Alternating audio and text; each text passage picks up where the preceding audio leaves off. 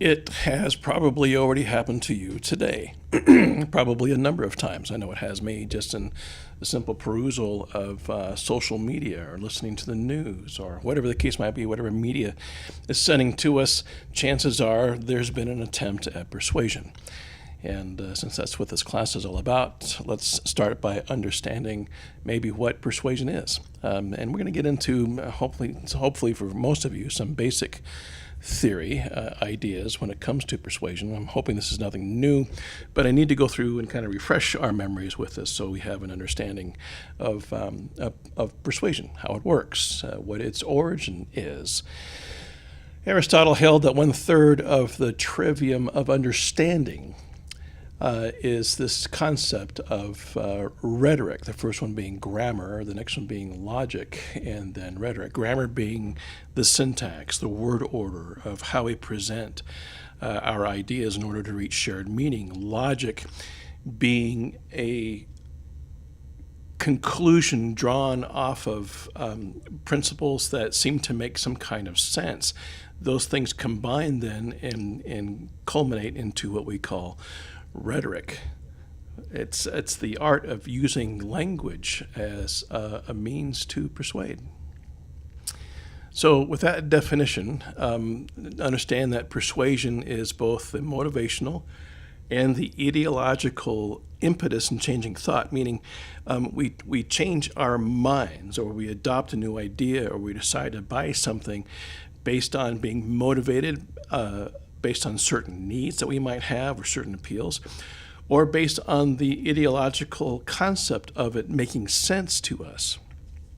That it's kind of a thought-provoking or thought-inducing, in some cases, way to go through and communicate, way to go through and change the way we do things, which is fascinating on a number of levels. And as we look at this over the course of this semester in terms of the Russian reach and social media dogma that's tried to do this, try to motivate and has tried to change ideologies within the people who have been subjected to it. It'll be interesting to go through and see how effective that's been or how ineffective that's been. And the research is showing that there's some efficacy in what's been going on. So persuasion is that motivational or ideological impetus, the reason in changing thought. And it's a very vehicle by which an argument is achieved. And we're doing this all the time. And I don't mean a knockdown, drag-out relational argument. I mean argument in terms of how Aristotle might go through and frame what an argument is with a claim, with a warrant, with solvency, and with evidence to go through and present your case to get it out there. What's interesting about this whole concept of persuasion is in the most obvious cases, it doesn't seem to be working very well. Like the campaign to wear seatbelts, and yet people are still not wearing seatbelts, or people are still smoking, or people are still overeating. So this is nothing hard and fast about the whole concept of rhetoric. It doesn't necessarily induce the kinds of changes that its architects want to make. And a lot of the reasons why that is just, it boils down to the simple little tiny word called proof. Proof works for many people, and proof doesn't work for many people. And boy, we could spend the entire semester talking about why proof breaks down, and we'll get into that a little bit here, but for the intents and purposes of this clip, let's talk about how proof becomes established.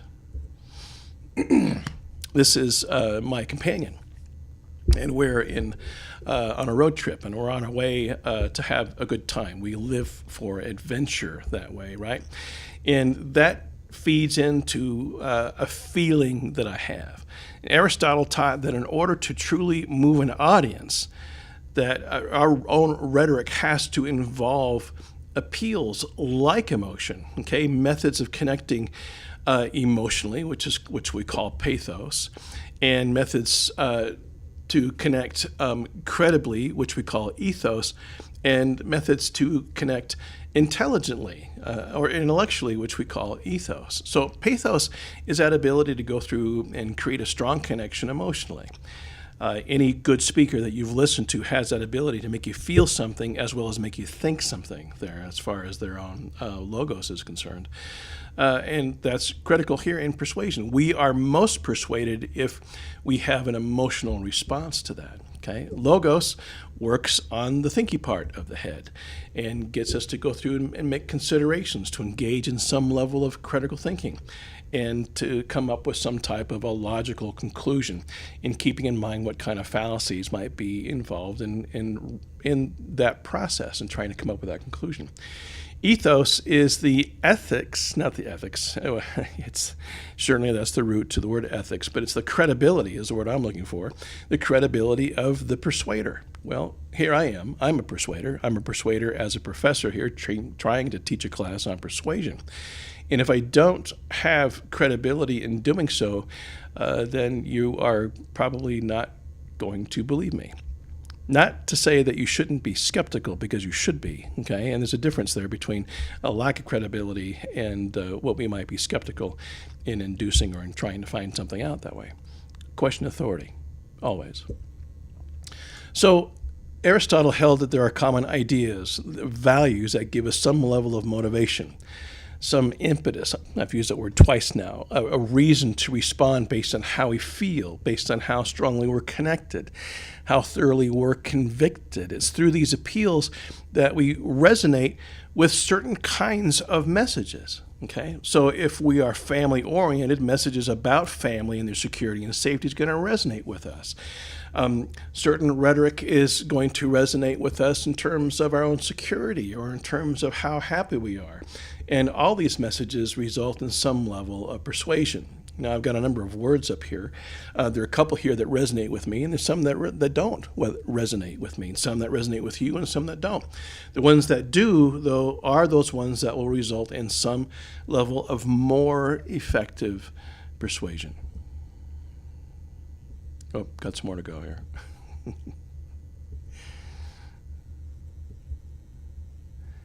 So persuasion is an attempt to convince, that cognitive effect, and then to motivate, that it's a psychomotor type of an effect that way. And combined, when rhetoric is using both of these, both motivational and ideological, resonating both with the heart and with the mind, persuasion can become much more effective. So rhetoric is a tool. It's an instrument used in communication to the end of reaching some level of social change, some level of changing somebody's mind, some level of making a purchase, spending your money, getting you to invest, doing something. And it happens on the three levels that we talked about: pathos, logos, and ethos. Persuasion is an attempt to convince, that cognitive effect, and motivate that affective and psychomotor response. And rhetoric is adapting persuasive messages to all contexts of delivery. Now think about that. Think of all the artifacts that are out there. The appeal to some levels of social change, trying to get a social conscience built upon those very concepts of pathos and ethos and logos. And some have been successful in doing so. Some have not been so successful in doing so. Not necessarily the Dalai Lama. He's been very successful in that. But the attempt of persuasion needs to be understood, that these three things come together, combined to create some level of social change and some kind of a difference. And now we're going to see a different level of that happening here as this individual has thrown her hat into the ring for the next presidential election. And we'll see what happens there. If you have any questions, you know where to find me, or you can go back and watch this program as many times as you like. All right? Thanks for watching.